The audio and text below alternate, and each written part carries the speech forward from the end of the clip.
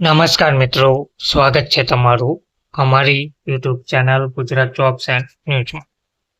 મિત્રો, રક્ષાબંધન પહેલા સરકારી કર્મચારીઓ માટે એક સારા સમાચાર સામે આવ્યા છે. રક્ષાબંધન પહેલા સરકારી કર્મચારીઓના મોંઘવારી ભથ્થામાં વધારો જાહેર થવાની શક્યતાઓ રહેલી છે.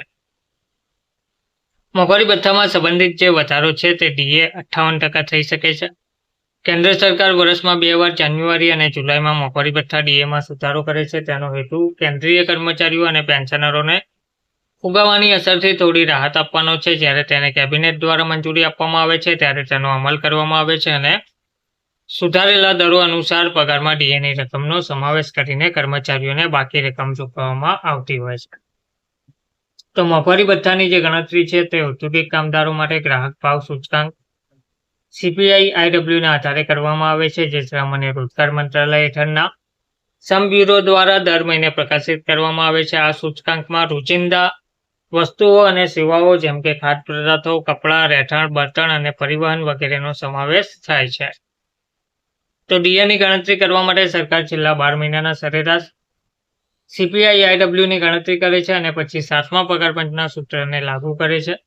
તો ડીએ પર્સન્ટેજ બરાબર AICPI -115.76 ભાગ્યા 115.76 ગુણ્યા 100, જ્યાં AICPI નો અર્થ છેલ્લા 12 મહિનાના સરેરાશ CPI-IW છે અને 115.76 એ જાન્યુઆરી 2016 નું CPI મૂળ મૂલ્ય છે, જેને ગણતરી માટે નિશ્ચિત આધાર માનવામાં આવે છે. ઉદાહરણ તરીકે, જો જુલાઈ 2025 મુજબ CPI-IW સરેરાશ 143.3 છે તો ડીએ 143.3 115.76 ભાગ્યા 115.76 ગુણ્યા 100 બરાબર 23.78% થશે. જો કે વર્તમાન ડીએ પહેલાથી જ 55% છે, તો નવા વધારા પછી ડીએ દર લગભગ 58% થી 59%, એટલે 3 થી 4% વધારો જોવા મળી શકે છે. મોંઘવારી ભથ્થામાં વધારો ફક્ત કર્મચારીઓ માટે જ નહીં, પરંતુ 60 લાખથી વધુ પેન્શનરો માટે પણ ફાયદાકારક છે, કારણ કે તેમના પેન્શનની ગણતરી પણ આ ડીએ દર પર કરવામાં આવે છે.